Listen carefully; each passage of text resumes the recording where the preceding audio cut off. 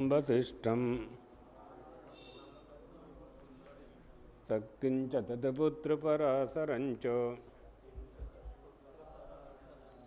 व्यासं शुकं गौडपदं महात्मम् गोविन्दयोगीन्द्रमथास्य शिष्यं श्रीशङ्कराचार्यमथास्य पद्मपादञ्च हस्तामलकञ्च शिष्यम्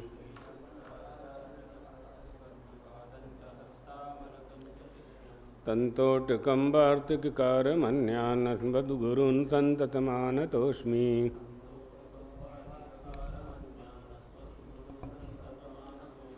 श्रुतिस्मृतिपुराणानामालयं करुणालयं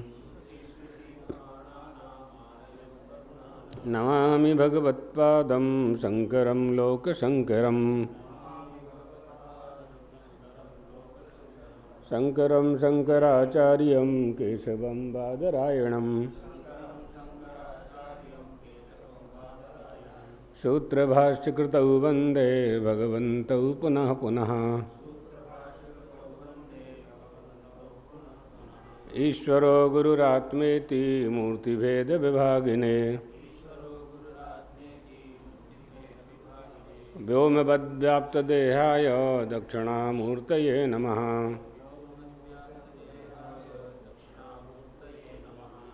सद्गुरुदेव भगवान की धर्म की अधर्म का प्राणियों में विश्व का गौ माता की सद्गुरुदेव भगवान की हर हर महादेव। दृक् दृश्य विवेक। दृक् दृश्य विवेक क्या है? कल जो पूछ रहे थे, रूपम दृश्यम लोचनम दृक् तदृश्यम दृक्तु मानसम दृश्याधिवृत्तया साक्षी दृगेवो न तु दृश्यते। तो रूप दृश्य है, लोचन दृष्टा हैं। सर्वप्रथम क्या होगा? नेत्र दृष्टा होंगे और मन दृष्टा हो जाएगा, और फिर नेत्र इंद्रियां दृश्य हो जाएंगी, फिर बुद्धि दृष्टा हो जाएगा। एक दूसरे का तारतम्य बनाना पड़ेगा कि इसको चला कौन रहा है, नेत्र इंद्रिय को चलाने वाला कौन है। हाँ, बन गया।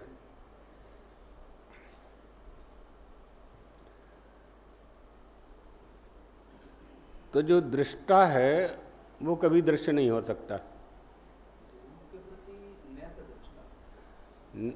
रूप दृश्य हो जाएगा, नेत्र दृष्टा हो जाएंगे। अब नेत्र को चलाने वाला मन है, संचालक, तो नेत्र दृश्य हो जाएंगे, मन दृष्टा हो जाएगा। मन को चलाने वाली बुद्धि है, तो मन दृश्य हो जाएगा, बुद्धि दृष्टा हो जाएगी। और बुद्धि को चलाने वाला आत्मा है, बुद्धिरात्मा महान परा। तो वो जो आत्मा है उसे किसी की आवश्यकता नहीं है, वो सबका संचालक है, परम प्रकाशक, उसी को परम प्रकाशक कहेंगे। इन सबको एक दूसरे की आवश्यकता पड़ेगी। हाँ, वो सब दृश्य है ही है, वो सब दृश्य है। जो दिखाई पड़ रहा है, जो हम देख रहे हैं, दृश्यमान जगत है, जो इसका अनुभव कर रहे हैं, ये सब साक्षी के लिए स्वयं प्रकाश आत्मा, वो किसी का दृश्य नहीं है। तो दृष्टा दृश्य से विलक्षण होता है, ये बात समझनी थी। दृष्टा जो होता है वो दृश्य से विलक्षण होता है। यह निश्चय करने में, मतलब तीन अवस्था है ना, और तीन गुण हैं, पंचकोश हैं, तीन अवस्था तीन गुण। तो स्थूल, सूक्ष्म और कारण, ये तीन शरीर हैं, और तीन अवस्था हैं, जागृत, स्वप्न और सुषुप्ति, ये तीन अवस्था हैं। और तीन गुण हैं, सत्वगुण, तमोगुण, और पंचकोश हैं, अन्नमय कोश, प्राणमय कोश, मनोमय कोश, विज्ञानमय और आनंदमय कोश। अब इनके अभिमानी होते हैं तो व्यष्टि का जो अभिमानी है जागृत अवस्था का वो विश्व है, स्वप्न अवस्था का जो अभिमानी है वो तेजस है, सुषुप्ति अवस्था का प्राज्ञ है। इसी तरह से जब समष्टि में जाएंगे तो विराट, हिरण्यगर्भ और अव्याकृत ये हो जाएंगे। हाँ, एक ही है, एक ही है। अन्नमय कोश, प्राणमय कोश, मनोमय कोश, विज्ञानमय कोश, इनको संक्षेप में समझना हो तो मृत्यु हो जाने पर स्थूल शरीर पड़ा रहता है और हमारा आवरण जो अन्न से पोषित होता है वो उसका जो सूक्ष्म शरीर है, मतलब देह तो यहीं रह जाती है, तो निकलता क्या है? प्राणात्मा। प्राण निकलते हैं, प्राण जैसे ही निकलते हैं तो देह अवसन्न हो जाती है। तो डॉक्टर कहता है, वैद्य कहता है कि अब इनकी मृत्यु हो गई, तो लोग ले जाके शरीर को जला देते हैं। लेकिन जो कर्म का फल भोगता है वो ऊपर जो जाता है वो सूक्ष्म शरीर है। तो अन्नमय कोश,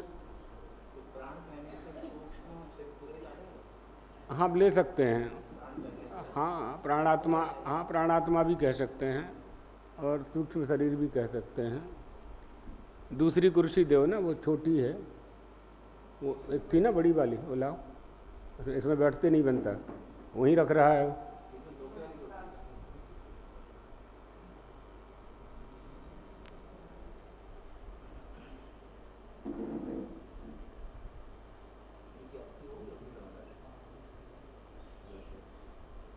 मिली?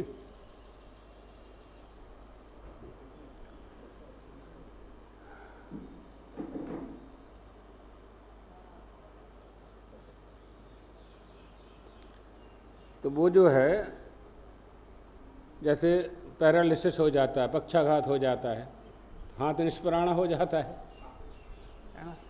हाथ कोई काम नहीं करता। इसी तरह से मृत्यु हो जाने पर स्थूल शरीर पड़ा रहता है। ये अन्नमय कोश, स्थूल शरीर अन्नमय कोश से पोषित होता है। प्राणमय कोश स्थूल शरीर को चलाने वाली जो शक्ति है उसको प्राणमय कहते हैं। प्राण ही चलाता है, सबके जाने से मनुष्य नहीं मरता, लेकिन प्राणों के निकल जाने पर ये मर जाता है। और मनोमय कोश उसे कहते हैं जो इच्छा पैदा करता है, मन में जो इच्छाएं पैदा करता है और मन की इच्छाओं को प्रेरित करता है और शक्ति प्रदान करता है, वो मनोमय कोश है। विज्ञानमय कोश इच्छाओं को व्यवस्थित करता है और कोई भी वस्तु की उपलब्धि कैसे होती है, विज्ञान चाहिए ना, अकेले ज्ञान से काम नहीं चलेगा, ज्ञान के साथ विज्ञान चाहिए। स्थूल उदाहरण में एक करंट आ रहा है, पंखा चल रहा है, हवा आ रही है, ये ज्ञान है। लेकिन वास्तव में करंट कहाँ से आ रहा है? तो बरगी डैम जाना पड़ेगा, वहाँ जो बिजली का उत्पादन हो रहा है उसके विज्ञान को, वहाँ के उपकरणों को समझना पड़ेगा, तब ज्ञान का विज्ञान होगा। ये भौतिक उदाहरण है। आध्यात्मिक उदाहरण में अपराविद्या और पराविद्या, मुंडक का यही विषय है। और आनंदमय कोश यह है कि सारी कल्पनाओं को छोड़ करके आत्मा में ही आनंद प्राप्त करना। कैसे प्राप्त करना? वयम स्वयं आनंदस्वरूपाः अज्ञानेन आनंदस्य भोक्ता संजाता। हम खुद ही आनंद स्वरूप हैं, लेकिन अपने आप को आनंद का भोक्ता मानने लगे, इसलिए आनंद को खोज रहे हैं। हाँ, प्रिय मोद प्रमोद, ये भी ये पंचदशी का है। इस तरह से ये कोशों का विवरण है। निकाल लीजिए मुंडक। हाँ हाँ,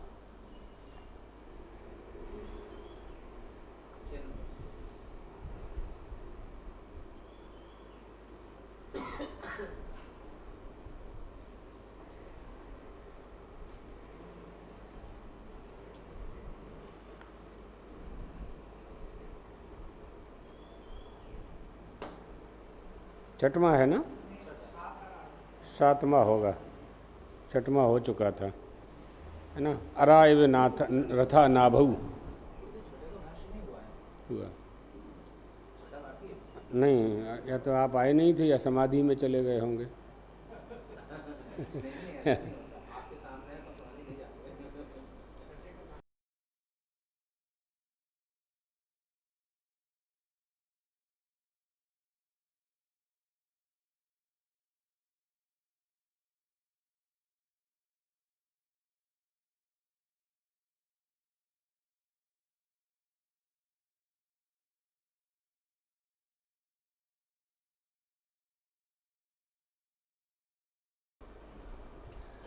ब्रह्म विद्या जानने के बाद फिर विघ्न क्यों आता है, यहाँ छोड़ा था छठवें में। ब्रह्म विद्या विविदिशतु तन्निवृत्त कर्माणो मोक्षपते प्रवृत्ताः तेषां निर्विघ्नतया ब्रह्म प्राप्ति ही। स्वस्ति निर्विघ्नमस्तु यो युष्माकं पारय परकूलाय परत्वाकस्माद् विद्यातमसः अविद्यारहित ब्रह्मात्म स्वरूप गमनाय इत्यर्थः। हाँ, ये हो गया ना। यानी विघ्न क्यों आते हैं? कर्म करने वालों, कर्म तो छोड़ दिए, लेकिन कर्म करने वालों का संग करते हैं तो विघ्न आते हैं। आप नशा नहीं करते, लेकिन नशेड़ियों के साथ बैठते हैं, धीरे धीरे करने लगेंगे। इसलिए इनकी कर्मियों का संग भी नहीं करना है। हाँ, जो वो तो कर्मकांडी बताएंगे ना, उनकी संगति का प्रभाव तो पड़ेगा, तो विघ्न आएगा, आपकी साधना में विघ्न आएगा।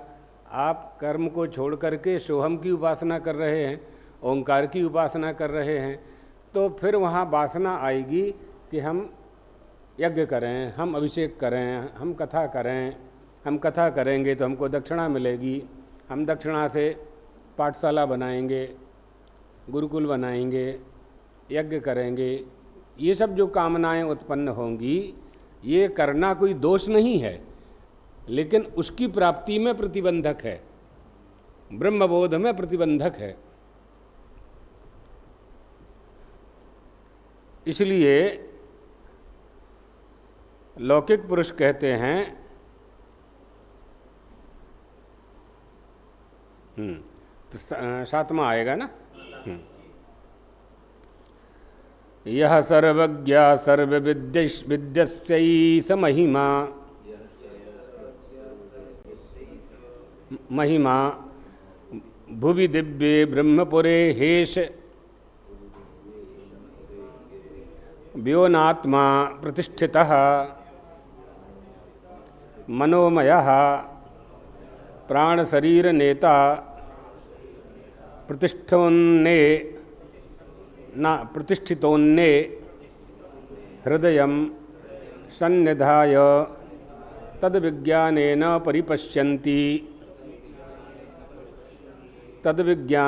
परिपश्यन्ति धीरा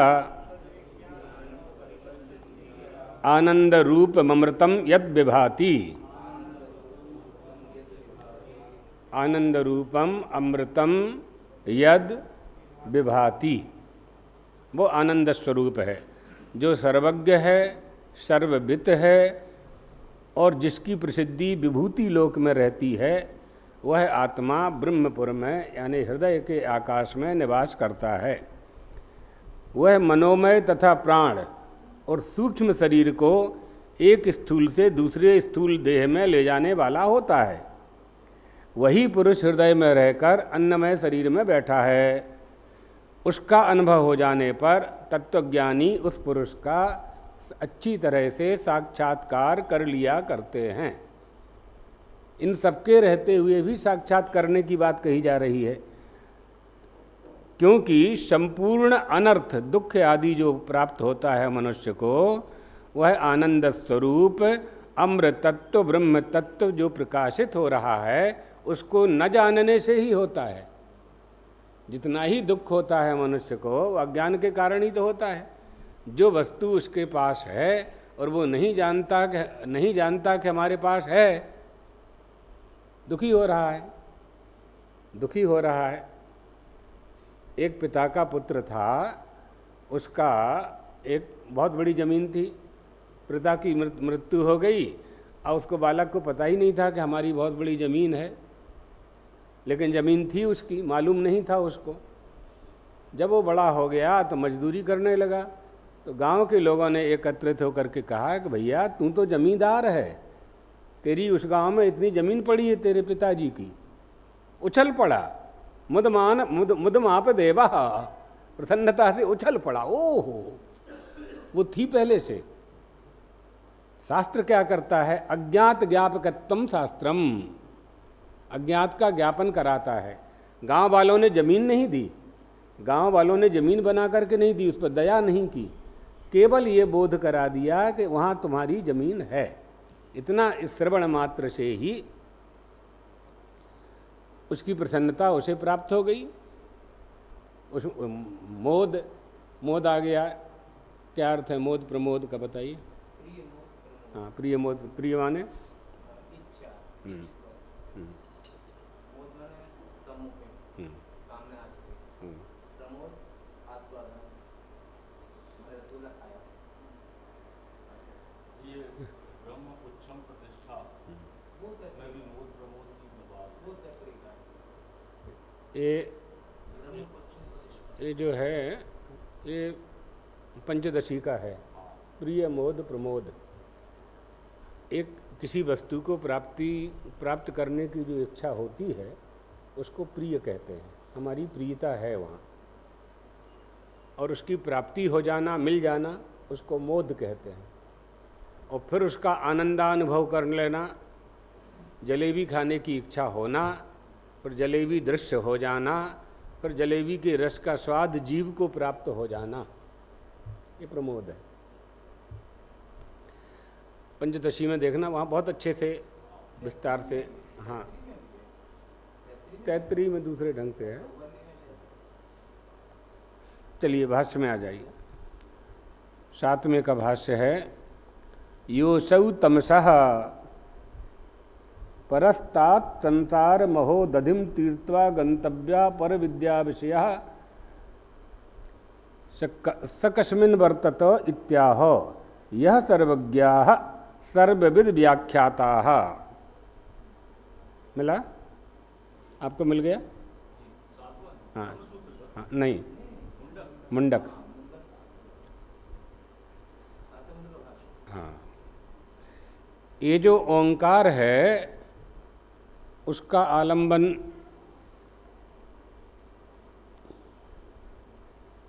हाँ 7वां है ना, योऽसौ तमसः परस्तात् संसार महोदधम तीर्त्वा, अज्ञान और उसके कार्य संसार रूपी महोदधि को पार कर पराविद्या से जानने योग्य उस परमात्मा को प्राप्त करना है। क्या जानना है? कि वह परमात्मा कहाँ रहता है, कहाँ निवास करता है। सा कस्मिन् वर्तत इत्याह यह सर्वज्ञः सर्वविद व्याख्याताः, है ना। अर्थात जो अज्ञान है उस अज्ञानकारी को नष्ट करने के बाद महोदधि से, यानी संसार सागर में यह खोजना है कि वह परमात्मा कहाँ निवास करता है। तम पुनर्विशिनष्टि ही, विशिनष्टि, हाँ, विशिनष्टि, हाँ, पुनर्विशिनष्टि सही है। विशेष विशेषण से युक्त, हाँ, मतलब वो कहाँ रहता है, तो इसका उत्तर श्रुति देगी आगे।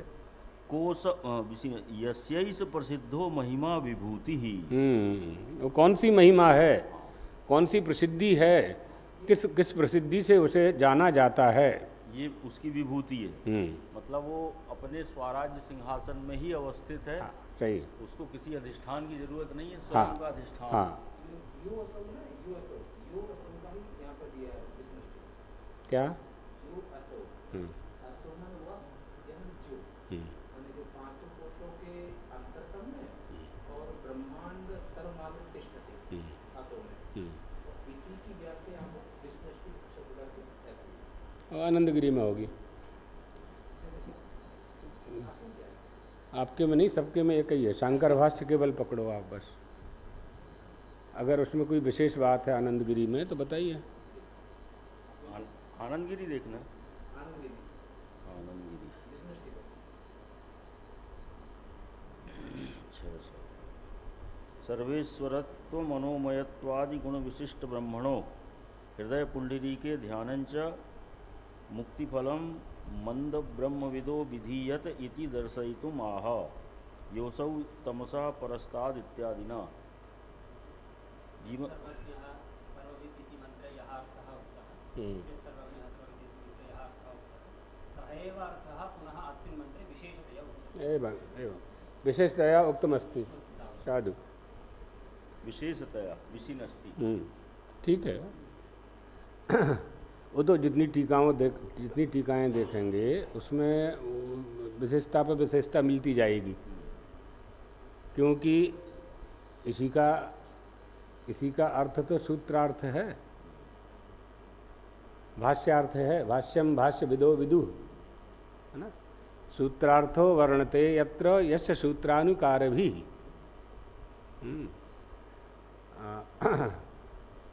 बढ़ते जाएंगे, जितनी टीकाएं अपने लोग पढ़ेंगे उसमें रहस्य पर रहस्य खुलते जाएंगे, परत पर परत खुलती जाएगी।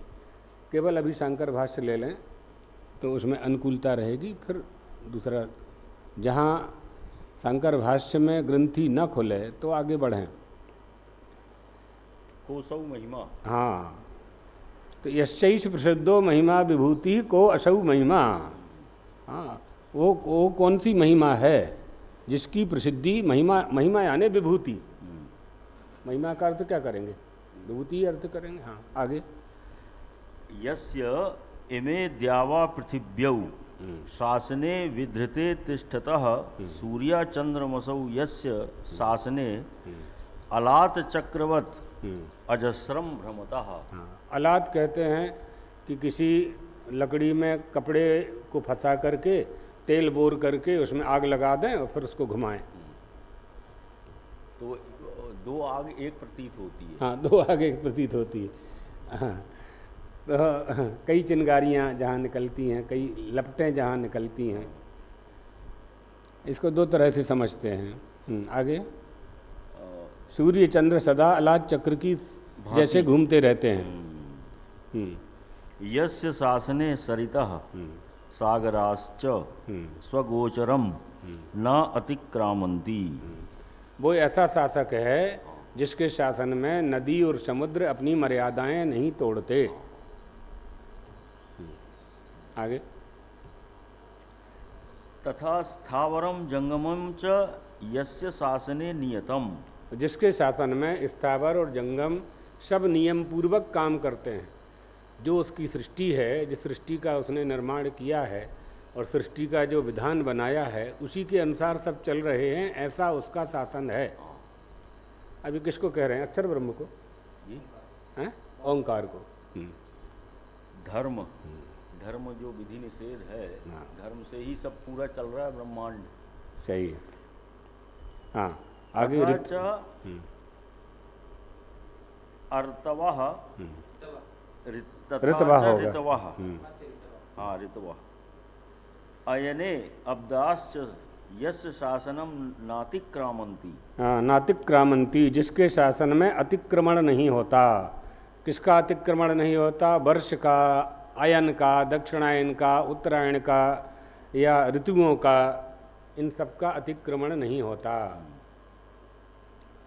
तथा च कर्तारः कर्माणि फलञ्च यत् शासनात् स्वं स्वं कालं नाति वर्तन्ते स एष महिमा भुवि लोके यस्य स एष सर्वज्ञः एवं महिमा देवो दिव्ये द्योतनवती सर्वबौद्ध प्रत्ययकृत द्योतने ब्रह्मपुरे ब्रह्मणः अत्र। हाँ, यानी उसके शासन काल में कर्ता कर्म करण ये सब कोई भी अपनी मर्यादाओं का त्याग नहीं करते।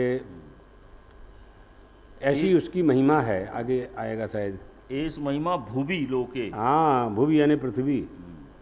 यस्य सह एस सर्वज्ञ एवं महिमा देव। हाँ, ऐसी महिमा वाला वह देव है जिसके शासन में कोई अतिक्रमण नहीं करता, माने कोई मनमाना नहीं करता। मनमाना नहीं करता। मनमाना क्या है? कामचार यानी मनमाना आचरण करना, कामवाद माने मनमाना बोलना, कुछ भी बोलना, और काम भक्ष माने मनमाना भोजन करना। क्षुधा शांत करने के लिए कुछ भी भोजन करने लगें, ये मनमानापन है। ये नहीं हो उसके शासन में ऐसा नहीं है ना। यस्य च सर्वज्ञ एवं महिमा। हाँ, सर्वबौद्ध प्रत्ययकृत द्योतने ब्रह्मपुरे, ब्रह्मलोक में भी। हाँ, ब्रह्मणः अत्र चैतन्य स्वरूपेण नित्याभिव्यक्तत्वात् ब्रह्मणः पुरं हृदय पुंडरीकं तस्मिन् यद् व्योम तस्मिन् व्योम्नि आकाशे हृत पुंडरीक मध्यस्थे प्रतिष्ठित इवोपलभ्यते। हाँ, यहाँ पूर्ण विराम आया ना। हाँ, यानी ऐसी महिमा वाला जो वो परमात्मा है, परमात्मा देव है या ब्रह्म है, वो प्रकाशमान दिव्य लोकों में अपनी वृत्तियों के साथ ब्रह्मपुर में प्रतिष्ठित है, यानी मनुष्य के हृदय में प्रतिष्ठित है। प्रतिष्ठित होकर के वो प्रकाशित कर रहा है, बुद्धि वृत्तियों से प्रकाशित कर रहा है। जो जब उसके मन में ये कामना हुई कि एको हम बहुश्यामो, तो अकेला ही पूरी सृष्टि बन गया वो, और अकेला ही पूरी सृष्टि बन करके पूरी सृष्टि का संचालन कर रहा है, पालन कर रहा है, और उसी ने उस सृष्टि का उत्पन्न किया है। प्रतिष्ठित इव, प्रतिष्ठित होता हुआ सा। हाँ, यानी ब्रह्मपुर में प्रतिष्ठित होता हुआ सा। हाँ, बत हो जाएगा। हाँ, क्या? हाँ ना, यत्रे यत्री में है कहीं। कपति सूर्य तस्य। हाँ, उसकी प्रभाव से सूर्य तपति। मृत्युर्धावति पंचमा। उपनिषद का ही है, देखना पड़ेगा कि कोई श्रुति होगी, देख लेना। तो हृदय कमल में, अर्थात वह जो ब्रह्मपुर में चैतन्य स्वरूप है, वो सदा अभिव्यक्त होता है। सा आकाशवत, ये आकाशवत नहीं आकाशवत सर्वगतस्य गतिरागति, गति ही अगति ही प्रतिष्ठा वा अन्यथा संभवती। हाँ, किसी प्रकार संभव नहीं है। हाँ, सही आत्मा तत्रस्थः मनोवृत्तिभिः एव विभाव्यते इति मनोमयो मन उपाधित्वात् प्राण शरीर नेता शरीरेण इता प्राणश्च शरीरम च प्राण शरीरम तस्य अयम नेता स्थूलात् शरीरात् शरीरांतरम प्रति प्रतिष्ठितः अवस्थितः अन्ये भुज्यमानान् न विपरिणामे प्रतिदिनम् उपचीयमाने अपचीयमाने च पिंडरूपात् हृदयम ने हृदयं बुद्धिं पुंडरीक छिद्रे। छिद्रे सन्निधाय समवस्थाप्य। हाँ, मतलब ये है कि जो सर्वव्यापक परमेश्वर है, आकाश के समान वो व्याप्त है, और अगति प्रतिष्ठापूर्वक रीति से उसे जाना जाता है, दूसरे अन्य प्रकार से नहीं। मनोवृत्ति भी रेव विभाव्यत इति मनोमयी, मनोमय कोश को भी इसमें शामिल कर रहे हैं। अन्य प्रतिष्ठितः। हाँ, मनोवृत्ति से अभिव्यक्त होता है, इसलिए मन रूपी उपाधि होने के कारण, मन रूपी उपाधि होने के कारण इसको मनोमय कोश कहा जाता है। स्थूल शरीर और दूसरे शरीर में सूक्ष्म उपाधि वाले जीव को यह ले जाता है, इसलिए उसको प्राण शरीर नेता कहते हैं। प्राण शरीर, शरीरंच प्राण शरीरम तस्यायम नेता स्थूलांच शरीरात शरीरांतरम प्रति, है ना। तो एक स्थूल शरीर से दूसरे स्थूल शरीर की उपाधि वाले ये जीव को ले जाता है, इसको इसलिए इसको प्राण शरीर नेता कहने लगे। हाँ, प्रतिष्ठितः हैं? इसने आकाश से अलग किया है क्या? नहीं आकाश व सर्वगतस्य गति आगति प्रतिष्ठा व अन्यथा न संभवति, ऐसा क्या उपरांत है? न संभवति ऊपर ऊपर है, नहीं आकाशवत। माने आकाश से भिन्न है, आकाश की तरह नहीं है। आकाशवत सर्वगत होने से वो यहाँ वहाँ जाना तो संभव नहीं है उसका, तो प्रतिष्ठा कैसे कह रहे हैं? ये है कि आकाशवत सर्वगतस्य गति आगति प्रतिष्ठा व अन्यथा न संभवति, ऐसा कौन ठीक है? कि जो आप पढ़ रहे हो वैसी है ना, जो आप पढ़ रहे हैं वैसी ही है ना। इसमें अलग करें ना आकाश से। नहीं का अनुभव किसके साथ है? ना का आगे अन्वय क्या? नहीं, वो ब्रह्म के साथ है ना। उपमा दे रहे हैं हाँ आकाश के साथ, इब कह रहे हैं ना। जी, तो आकाश जैसा हाँ अर्थात व्यापक होते हुए, आकाश में कोई परिवर्तन नहीं होता, आकाश में सब होता है, लेकिन आकाश में कोई परिवर्तन होता नहीं। अब यहाँ पंक्ति के अनुसार अर्थ यदि लगाना है तो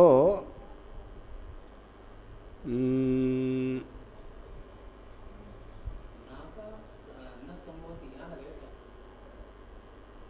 जो ना है ना, ये संभवति के पहले लगना चाहिए। आप किस में पढ़ रहे हैं पहले ये बताइए। ये नहीं आकाशवत आनंदगिरी में कि शंकर भाष्य में? शंकर भाष्य। शंकर भाष्य में है। नहीं आकाशवत सर्वगतस्य हाँ। गति आगति प्रतिष्ठा व नथा, हाँ संभवती, हाँ मिल गया।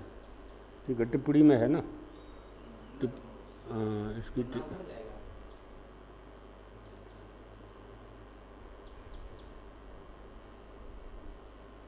आकाश से भिन्न कर रहे हैं।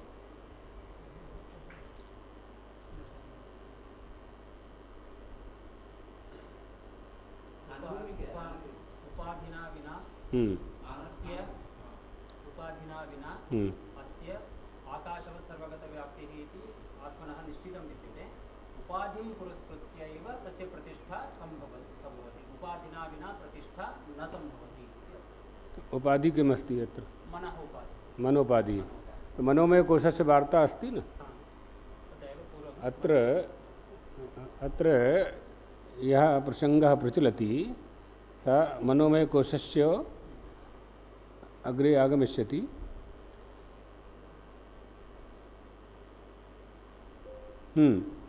देख लेना बाद में, आनंदगिरी में देख लेना या दूसरी टीका में देख लेना। प्रतिष्ठितः अवस्थितो अंतो भुज्यमानान् विपरिणामे प्रतिदिनम उपचीयमाने अपचीयमाने च पिंड रूप अन्ने हृदय बुद्धि पुंडरीकच्छिद्रे सन्निधाय समवस्थाप्य। हाँ, उसको जो आप जो कह रहे हैं ना, वो मनोमय रूपी उपाधि के कारण ही है। और स्थूल शरीर से दूसरे शरीर में, अभी अन्नमय में आ गए। हाँ, स्थूल देह से उपाधि वाले जीव को दूसरे शरीर में ले जाता है वो, इसलिए वो प्राण शरीरी नेता कहलाता है। अब प्रतिदिन खाए हुए अन्न के परिणाम से घटने बढ़ने के कारण वो स्थित है, अवस्थित है। तो शरीर में होते हुए भी हृदय में आत्मा का स्थान माना गया है, स्थूल देह में नहीं। स्थूल देह में नहीं, क्योंकि हृदय में आत्म तत्व की अभिव्यक्ति होती है और आत्मभाव को सम दम इत्यादि सर्वत्याग वैराग्य से उत्पन्न शास्त्र एवं आचार्य के उपदेश से जनित विशिष्ट ज्ञान द्वारा विवेकी पुरुष सभी ओर परिपूर्ण देखते हैं। सानिध्यम तद आत्मतत्व विज्ञानेन विशिष्टेन शास्त्राचार्योपदेश जनि जनितेन हाँ समदम ध्यानेन समदमम ध्यान समदम ध्यान सर्वत्याग वैराग्योद्भूतेन परिपश्यन्ति सर्वतः पूर्णम पश्यन्ति उपलभन्ते धीरा विवेकिनः आनंद रूपम सर्वानर्थ दुखाय दुखा आयास प्रहीणम अमृतम यद विभाति विशेषेण स्वात्मन्येव भाति सर्वदा। हाँ, तो जो सर्वानर्थ है, जो अनर्थ है, अनर्थ क्या है? अनर्थ से ही दुख आता है ना। तो सर्वानर्थ दुख क्या है यहाँ? अस्यानर्थ हेतु प्रहाणाय आत्मैकत्व विद्या प्रतिपत्तये। इस जो अज्ञान है, इस अज्ञान रूपी अनर्थ को दूर करने के लिए ही आत्मकत्व विद्या का प्रतिपादन किया जाता है, किया जा रहा है। यहाँ जो बात कही जा रही है कि आत्म तत्व को जानने के लिए समदम ध्यान इत्यादि वैराग्य से उत्पन्न शास्त्र और आचार्य के द्वारा जाना गया जो ज्ञान है, यानी विशिष्ट ज्ञान है ना, विशिष्ट ज्ञान है। परिपश्यन्ति सर्वतः पूर्ण पश्यन्ति उपलभन्ते धीरा विवेकिनः। ऐसा विवेकी पुरुष चारों ओर से परिपूर्ण देखता है, जो संपूर्ण अनर्थ और आयास से रहित आनंद स्वरूप अमृतत्व को अंतःकरण में विषय रूप में प्रतिभाषित होता है।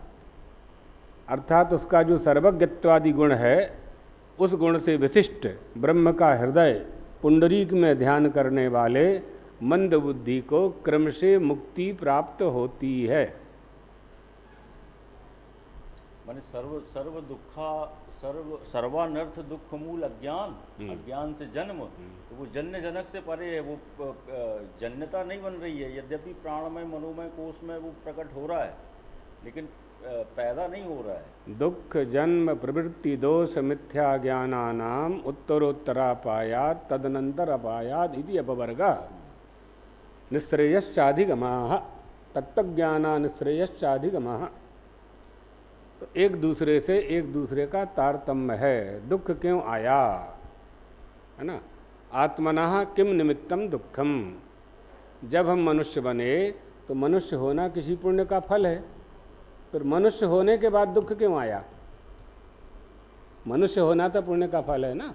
पशु शरीर नहीं मिला हमको, मछली मेंढक पक्षी हम नहीं बने, तो फिर हम रोगी क्यों हुए, हम निर्धन क्यों हो रहे हैं, हम में मूर्खता कहाँ से आ रही है? अयम प्रश्न उत्पद्यते न वा। इसके निराकरण के लिए ही तो शास्त्र है। तो अभी केवल यहाँ पकड़ लेते हैं अनर्थ, दुख दुख दुख, यानी ये जो इन्होंने कहा आनंद रूपम सर्वानर्थ दुख दुखायास प्रहीणमभूतम यद विभाति विशेषेण स्वात्मनि अन्येव भाति सर्वदा। आत्मनः किम निमित्तम दुखम शरीर परिग्रह निमित्तम। शरीर परिग्रह केन भवति कर्मणा, कर्म केन भवति चेत रागादिभ्यः, रागादयः कस्मात् भवति अविवेकात्, अविवेकः कथम भवति कस्मात् भवति अभिमानात्, अभिमानोपि कथम जायते अज्ञानात्, अज्ञानम केन भवति इति चेत् न कोपि।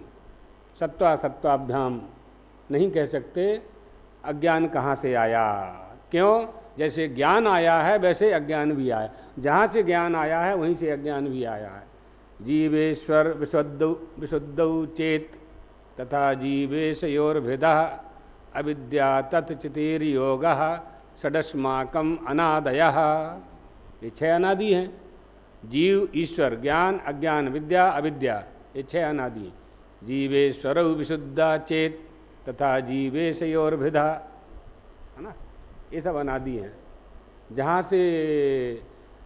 से विष का निर्माण हुआ है, जहाँ से दूध का निर्माण हुआ है, वहीं से विष का निर्माण हुआ है। सांप में किसी डॉक्टर ने इंजेक्शन लगा के जहर थोड़ी भरा है। सर्प में स्वाभाविक रूप से जहर है, विष भरा हुआ है। और अन्य प्राणियों में दूध भरा हुआ है, लेकिन उस सर्प में विष ही निकलेगा। तो ज्ञान अज्ञान विद्या अविद्या सब वहीं से आ रहे हैं। इसी को समझने के लिए उपनिषद आदि हैं।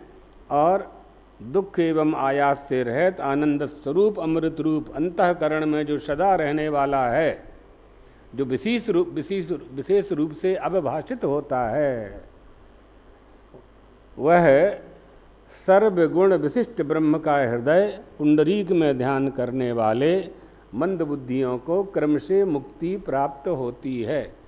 दो तरह की मुक्ति है ना, सद्या मुक्ति और क्रम मुक्ति। सद्या मुक्ति में क्या होता है, ज्ञान हो गया, संसार खत्म। क्रम मुक्ति क्या है, धीरे धीरे सीढ़ी सीढ़ी शुभेच्छा तनुमानसा सप्त भूमिका है ना, ज्ञान की सप्त भूमिकाएं हैं। एक एक करके धीरे धीरे धीरे ऊपर चढ़ते जाओ चढ़ते जाओ चढ़ते जाओ। तो स्वर्ग जाने के लिए कोई सीढ़ी का निर्माण नहीं है। सत्कर्मों से ही स्वर्ग जाया जा सकता है, यज्ञ यज्ञादि कर्मों से स्वर्ग जाया जा सकता है, अनुष्ठान करने से स्वर्ग आदि की प्राप्ति होगी, इन्हीं से होगी। ऐसे नहीं कि आपको छत पे जाना है तो सीढ़ी से ऊपर चढ़ गए तो छत पे पहुंच गए।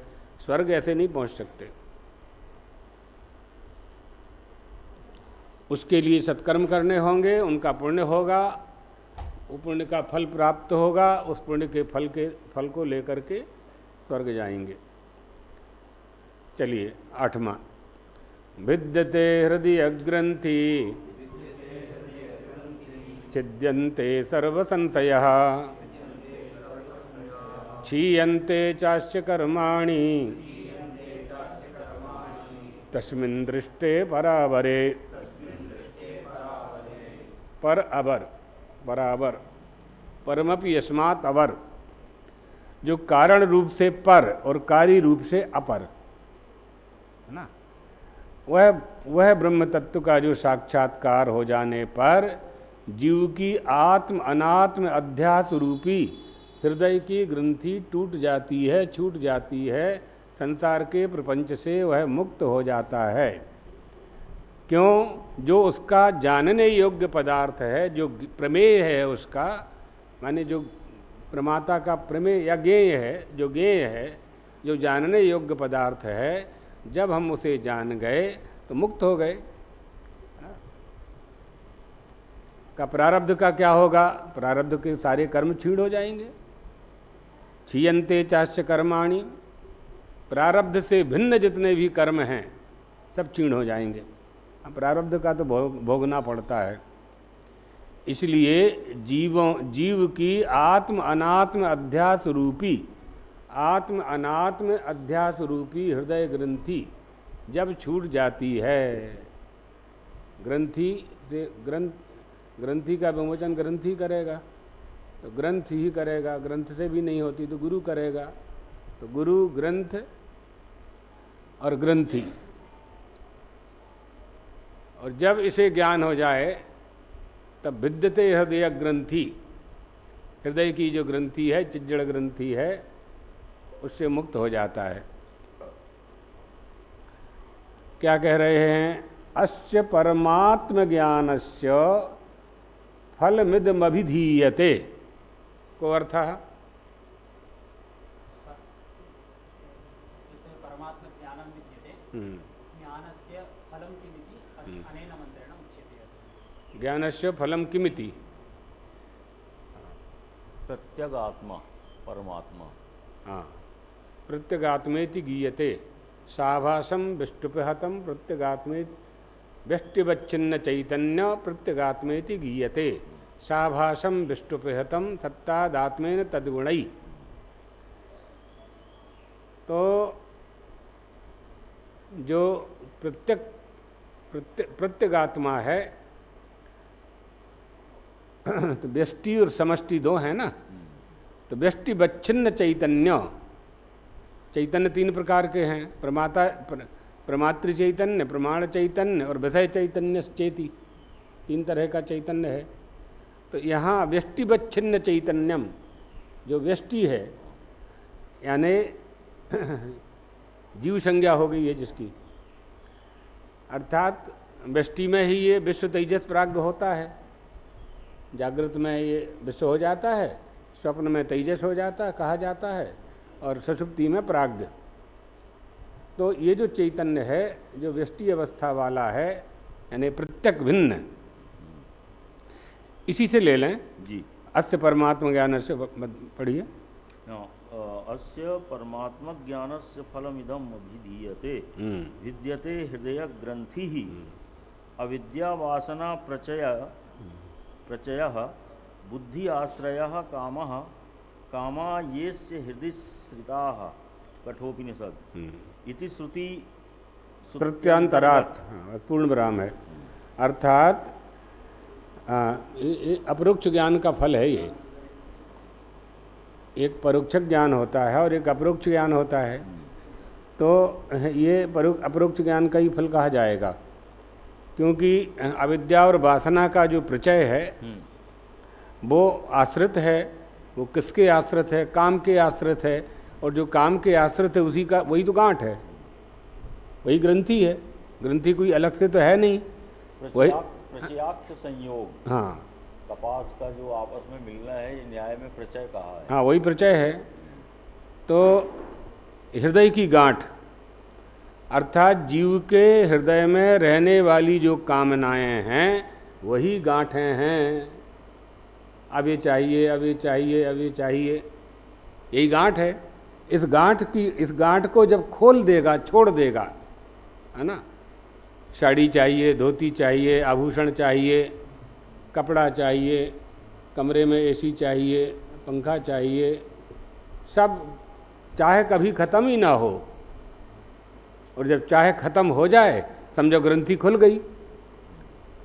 कामनाओं की ही गांठ है ना, जो जो हम चाहते हैं वो हमको मिलता जाए। गांठ मजबूत होती जा रही है तुम्हारी, तो गांठ तो खोलना है। अथ अकामयमानाः नतश्च प्राणाः तक्रामन्ति आत्मैव समबलीयते। आत्माराम आप्त काम महापुरुष के प्राणों का उत्क्रमण नहीं होता, क्योंकि वो कामना रहित हो जाता है। कामना नहीं होती उसके मन में। कामना रहित होने के कारण विद्यते हृदय ग्रंथि छिद्यन्ते सर्व संशयः। श्रवण किया है गुरुमुख से, संशय का नाश हो गया है। उपक्रमादि षड्लिंगों का आश्रय लेकर के श्रवण किया है, तो श्रवणेन संशयम, संशय का उसका नाश हो गया है। कामनाएं नष्ट हो गई हैं, तो अकामयमान हो गया है। ऐसा व्यक्ति मरता ही नहीं है, उसके प्राणों का उत्क्रमण नहीं होता। हम तो मरते हैं और पैदा होते हैं, क्योंकि कामनाओं को लेकर के मरते हैं। तो यम यम भापी स्मरन् भावम त्यजत्यन्ते कलेवरम तम तमेव इति कौन्तेय सदा तद्भाव भावता। उसी भावनाओं को लेकर के हमारी मृत्यु होती है, उनका भोग करने के लिए फिर हमारा जन्म होता है। एक, हम दूसरे जन्म में क्या बनेंगे? तो अंतकाले या मति सागति, अंतकाल में जिसका चिंतन करते करते हमारी मृत्यु हुई है उसी शरीर को हम पाते हैं। इसलिए परंपरा में कहा जाता है, भाई दादी नानी तुम्हारा अंत समय आ गया, माला करो, राम राम कहो, है ना, तो तुम्हारा अंत समय दूसरा जन्म बन जाएगा। इसलिए कहा जाता है, बार बार इसलिए बोला जाता है। अब ये भिद्यते और छिद्यते, भिद्यते इति भेदम विनाशयति। भिदर विदारणे धातु है, हाँ। विनत्ति, भित्ति, और छिद्यन्ते ये छिद्र, उसमें भी छिद्र है। ये विषयाः तम छेदनम, हाँ, उसमें भी छिद्र धातु है, सही है। हाँ, तो कामना का आश्रय कहाँ है? आगे पढ़िए। कामना हृदयाश्रय असौ, हृदयाश्रयः असौ न आत्माश्रयः भिद्यते भेदम विनाशम आयाति। यानी इसका कामनाओं का आश्रय कहाँ है? हृदय है। कामना कहाँ होती है? अंदर ही होती है। हाँ, छिद्यन्ते सर्वज्ञे विषयाः संशया लौकिकानाम आमरणात्तु गंगा स्रोतोवत् प्रवृत्ता विच्छेदम आयान्ति। हाँ, यानी हृदय रूपी जो गांठ है उस परमात्मा का जब अपरोक्ष ज्ञान हो जाता है, अपरोक्ष ज्ञान हो जाता है। अपरोक्ष ज्ञान क्या है और परोक्ष ज्ञान क्या है? जब तक आप ये जान रहे हैं कि ब्रह्म है, तो ब्रह्म है जब तक ये जान रहे हैं तब तक आपको परोक्ष ज्ञान है। अस्ति ब्रह्मेति चेद वेदो परोक्षम ज्ञानम एव तत्। और जब जो आपने ये जान लिया कि मैं जिसे खोज रहा था वो तो मैं ही हूँ, मैं ही हूँ, तो ये अपरोक्ष ज्ञान हो गया। मैं जिसे खोज रहा था, जिस माला को मैं खोज रहा था स्नान घर में, रसोई घर में, बेडरूम में, वो माला तो गले में है। तो स्वकंठस्थ एव अस्ति कंठ चामी करन्यायेन, वही अपरोक्ष है। अपरोक्ष ही थी। बस अज्ञान कह रहा था कि माला नहीं है, माला नहीं है, माला नहीं है, माला गुम गई है। इसलिए अपरोक्ष अनुभव हो जाने पर, ये अपरोक्ष अनुभव कब होता है? हाँ, जब परमात्म तत्व अपरोक्ष होता है तब। परमात्म तत्व अपरोक्ष कैसे होगा? अहम ब्रह्मेति चेद वेदो साक्षात्कारः स उच्यते। अहम ब्रह्मेति चेद वेदो साक्षात्कारः स उच्यते।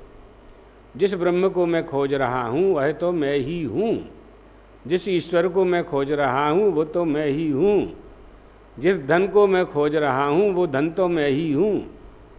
तो धनी धन को खोजता है, धन धन को नहीं खोजता, पानी पानी को नहीं पीता, आग आग को नहीं जलाती, है ना। ये सब अन्याश्रित है ना। इसलिए जब अपरोक्ष ज्ञान हो जाए तो मरण पर्यंत लौकिक पुरुषों में गंगा धारा की बात, गंगा जी का उदाहरण क्यों दे रहे हैं? अब देखिए आनंदगिरी में गंगा धारा की, गंगा की धारा अजस्रता, अविच्छिन्नस्य, अच्छा, संशयाः सर्वदा भिद्यन्ते छिद्यन्ते, हाँ, छिद्यन्ते सर्व संशयः, अविरल धारा के कारण। अब जिस तरह से गंगा की धारा अविरल निर्बल तरल प्रवाहित होती रहती है, भाष्य में होगा ना, हाँ, अस्य विच्छिन्न संशयस्य निवृत्ता विद्यस्य यानि विज्ञानोत्पत्ते प्राक्तनानि जन्मांतरे च प्रवृत्त फलानि ज्ञानोत्पत्ति सहभावीनि च क्षीयन्ते कर्माणि, यही है ना, सहभावीनि च क्षीयन्ते कर्माणि, अर्थात जिनका संशय नष्ट हो गया है, जिनकी अविद्या नष्ट हो गई है, मरण पर्यंत लौकिक पुरुषों के गंगा की धारा की भांति प्रवृत्ति रहने वाली सभी गेय पदार्थ, गेय वस्तुओं के संबंध में जो संशय है वो सब नष्ट हो गया। गेय वस्तु क्या है? जानने योग्य वस्तु क्या है? हम मकान को जानते हैं, हम दुकान को जानते हैं, हम माइक को जानते हैं, हम घड़ी को जानते हैं, आप लोग हमें देख रहे हैं, हम आपको देख रहे हैं, ये सब गेय है। ज्ञाता का गेय क्या है? यहाँ गेय क्या है हमारे लिए? जो संसार दिखाई पड़ रहा है उसको जानने के लिए आपको कोई परिश्रम मेहनत नहीं करनी है, वो तो आपको दिखाई पड़ ही रहा है, उसके लिए क्या करना? वो थोड़ी आपका गेय है। वो आपके नेत्र का गेय हो सकता है, नेत्र गोचर है, वो संसार नेत्र गोचर है, शब्द कर्ण गोचर है, लेकिन आपका गेय ये नहीं है, आपका प्रमेय ये नहीं है, आपका लक्ष्य ये नहीं है, आपका उद्देश्य ये नहीं है। तो फिर आपका गेय क्या है? गेयम यत्तत् प्रवक्ष्यामि यज्ञात्वा मृतमसुनते अनादिमत् परम ब्रह्म न सत नासद मुच्यते। सत अतत से परे जो है वो हमारा गेय है, सत्य असत्य से परे जो है वो हमारा गेय है। गेयम यत्त कहाँ का है? गेयम यत्त प्रवक्ष्यामि, हाँ, अच्छा, गीता का, गीता जी का है। तो ऋग्वेद में भी ऐसा ही प्रसंग आता है, नासदी सूत्र है, नासदी सूत्र, ना सदासीत नो सदासीत तदानीम नासीद्रजो नो व्योमा पुरोयत किमा वरीवः कह कस्त शर्मन् अम्बः किमासीत गहनम गभीरम। जब पूरी सृष्टि नहीं थी, पूरी सृष्टि नहीं थी, पूरा संसार नहीं था, पृथ्वी नहीं था, जल नहीं था, आकाश नहीं था, वायु नहीं थी, गुणत्रय नहीं थे, कुछ भी नहीं था, तो सृष्टि की रचना कैसे हुई? तो ऋग्वेद ने कहा उस समय वह था, जब कुछ नहीं था तब वह था। ना सदासीत नो सदासीत तदानीम। सत्यगुण नहीं था, रजोगुण नहीं था, तमोगुण नहीं था, तब भी वह था। पृथ्वी जल तेज आकाश वायु नहीं थे, तब भी वह था। जगत का जो प्रपंच है, ये जो पांच भौतिक अष्टधा प्रकृति है और क्षिति जल पावक गगन समीर है, ये उसको आच्छादित नहीं कर सकता। किमा वरीवा कोहकस्य सरमन। जिस तरह से कोहरा जल को बहुत देर नहीं ढांक सकता, कोहरा ना कोहकस्य सरमन। कोहरा आता है ठंड के समय तो सरोवर का जल थोड़ी देर के लिए आच्छादित हो जाता है। तो लोग कहते हैं कि सरोवर कोहरे से ढक गया है। अगर कोहरे से ढक गया है तो आप कैसे कह रहे हो कि कोहरे से ढक गया है? देख करके ही कह रहे हो ना, तो कहाँ ढका? ढका कहाँ?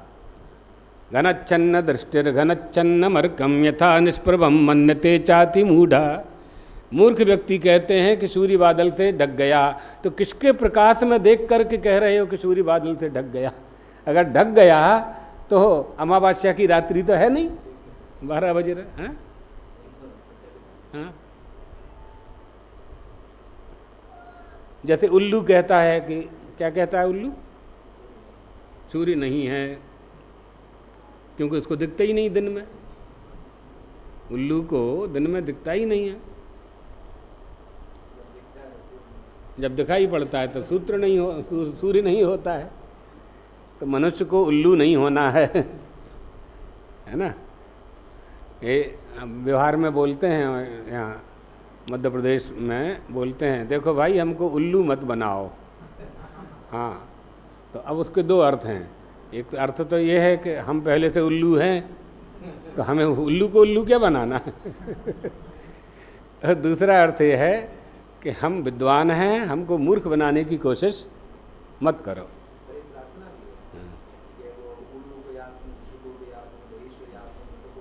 हाँ, सुभाषित का है ये, अच्छा श्लोक है। एक न्याय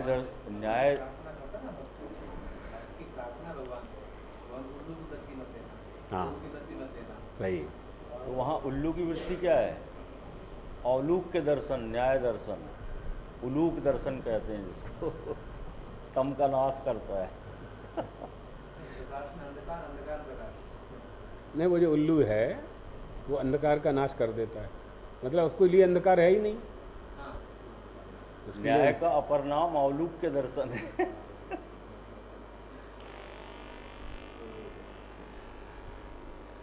तो अस्य विच्छिन्न संशयस्य अनिवृत्ता विद्यस्य यानि विज्ञानोत्पत्ते प्राक्तनानि जन्मांतरे च प्रवृत्त फलानि ज्ञानोत्पत्ति सहभावीन क्षीयन्ते कर्माणि।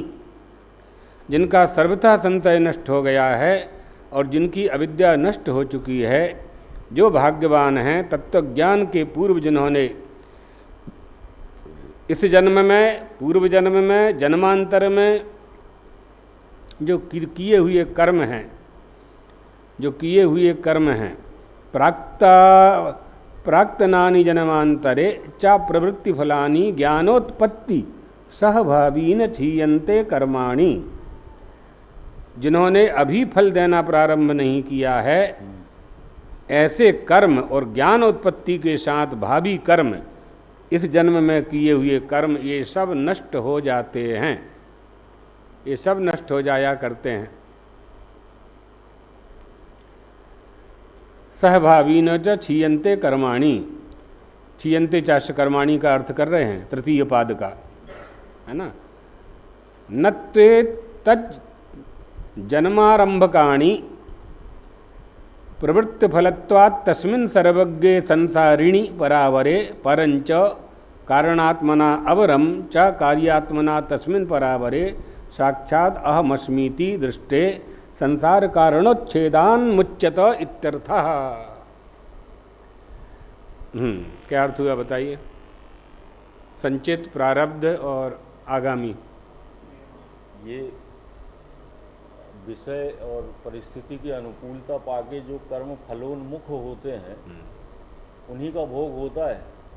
कुछ ऐसे हैं कि जो फलोन्मुखता को प्राप्त नहीं किए हुए हैं लेकिन जीव से चिपके हुए हैं और आगे के जन्म के जो हेतु बनेंगे और जो अज्ञात हैं, तो उन अज्ञात को भी ये जो यदात्म तत्वेन तु ब्रह्म तत्वम दीपो मेनेह युक्तः प्रपश्येत अजम ध्रुवम सर्व तत्वै विशुद्धम ज्ञात्वा देवम मुच्यते सर्वपाशैः। क्या बात? सब बंधन, पास माने बंधन। अष्टपास जो है, जो ज्ञात नहीं है उनको भी नष्ट करता है वो ज्ञान। परमात्मा का फल ही तो बता रहे हैं, हृदय ग्रंथि प्रत्यक्ष चैतन्य के ज्ञान का फल क्या है। उच्यते प्रारब्ध आगामी प्रारब्ध कर्म जन्मना हेतु हेतु प्रारब्ध कर्म जन्म कथम भवति, केन कर्मणा भवति? कस्य प्रारब्धेन जन्म प्रारब्धेन भवति। तर्हि आगामी अस्मिन् जन्मनि यत् कर्म क्रियते तस्य फलम् अग्रे भविष्यति। अस्मिन् जन्मनि यह कर्म क्रियते तस्य फलम अग्रे मिलिष्यति। ये उग्र कर्माणि सन्ति तेषां फलम अत्रैव मिलति। तस्य कारणं किम्?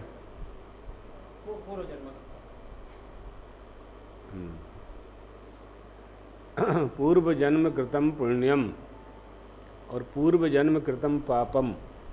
तो पूर्व जन्म कृतं पापम व्याधि रूपेण बाधते तच्छांतरदान होमैश्च कर्तव्यम अर्चनादभि।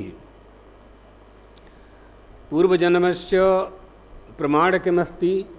तो पूर्वजन्मानुभूतार्थ स्मरणान् मृगशावकः जननीस्तन्यपानाय स्वयमेव प्रवर्तते।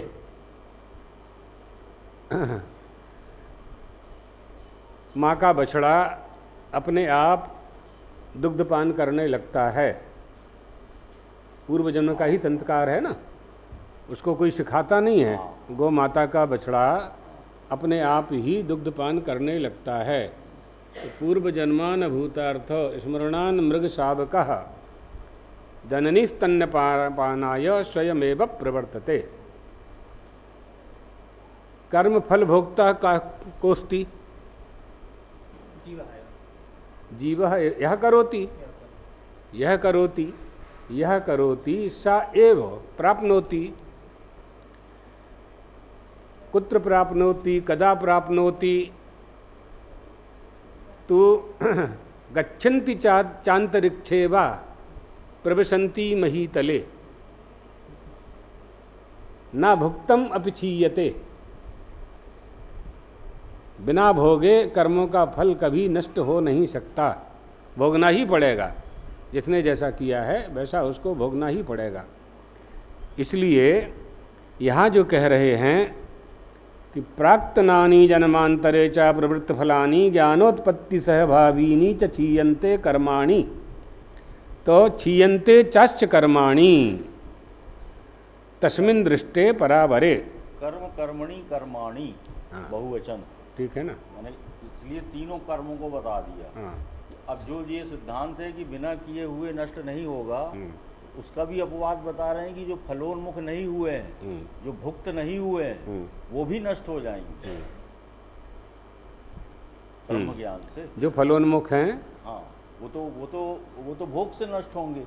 जिनमें फलोन्मुखता नहीं आई है और बीज रूप से विद्यमान है, वो भी बिना भोगे ही नष्ट हो जाएंगे ब्रह्म ज्ञान से। उन्हीं के लिए कहा जा रहा है, उन्हीं के लिए कहा जा रहा है। उसी इसलिए पराबर कह रहे हैं। आ रहा है आगे, संसारिणी परावरे परंच कारणात्मना अवरंच कार्यात्मना तस्मिन् परावरे। हाँ, साक्षात् अहमस्मीति दृष्टे संसार कारणोच्छेदान मुच्यत इत्यर्थः। पूरे संसार का उच्छेद ही हो जाए, है ना।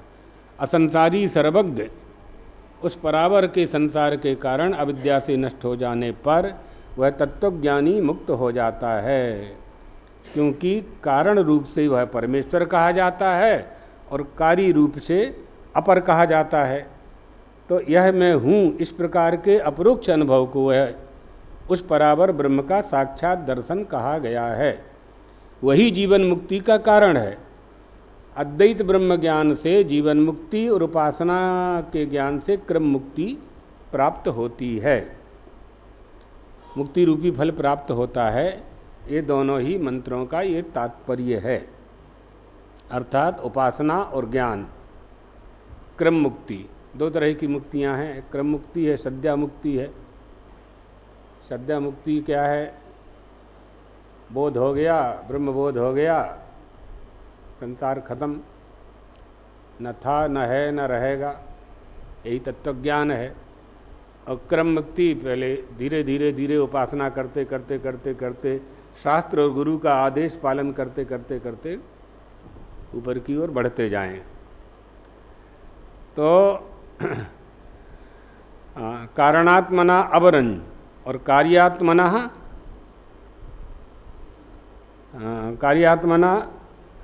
कारणात्मना अवरंच कार्यात्मना तस्मिन् परावरे। कारणात्मना परम कार्यात्मना अपरम।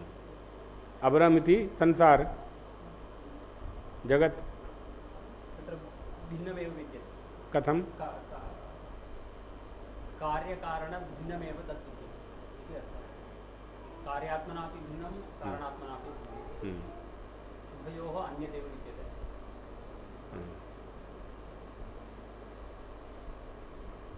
जगतः कारणं किमस्ति? अज्ञानमेव तस्य। जगतः कारणं किमस्ति? जगतः कारणं किमस्ति? जगदोत्पत्ति कारणम।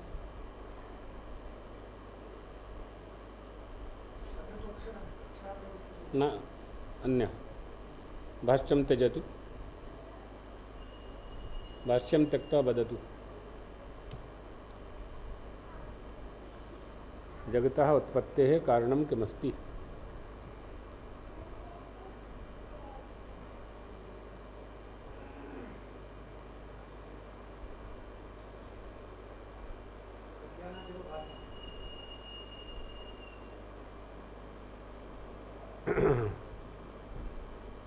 कारणोपाधिरीश्वरः, तस्य कार्यं किमस्ति? उपाधिरूपेण कार्योपाधि जीवः। तो जगत का जो कारण है वो ईश्वर है। जो लोग ये मानते हैं कि जगत का कारण प्रकृति है, तो प्रकृति का भी कोई कारण होना चाहिए। तो उनको भी अंत में यही स्वीकार करना पड़ेगा कि वो ईश्वर ही है, कोई ना कोई है। उसे सनातन धर्मी ईश्वर कहते हैं। और अब पकड़ा आपने। सही सही है, वो सही है, बिल्कुल बिल्कुल।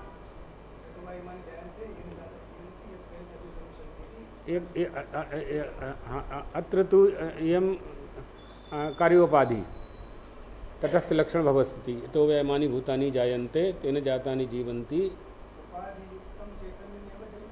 जगत कारणं भवति। हाँ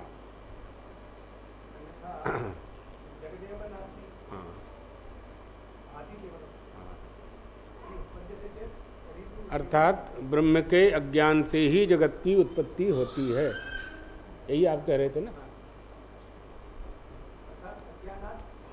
अज्ञानात भाति, अज्ञान से नहीं। उसमें क्या जगह अज्ञान होगा? एवं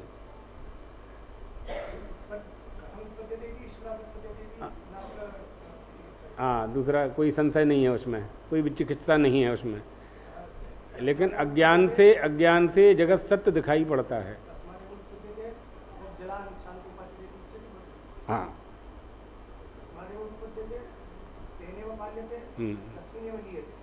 तस्मात् जायते इति तज्जः तस्मिन् लीयते इति तल्लः और तदनु अनप्राणने सशिति तस्मै चेष्टति। हिरण्ये परे कोशे विरजं ब्रह्म निष्कलं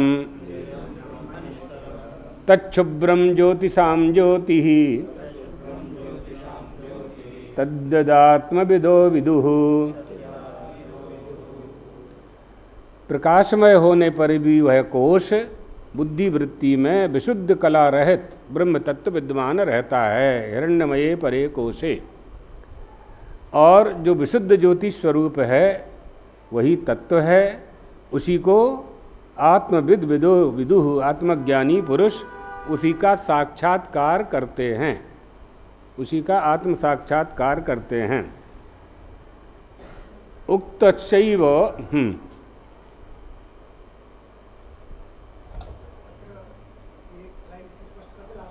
हाँ कर दो ना।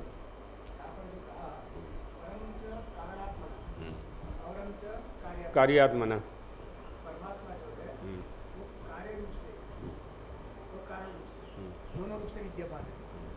अर्थात कारण भी वही है और कार्य भी वही है। कर्ता कर्म कैसे होगा? उपादान, अभिन्न निमित्तोपादान कारण है ना।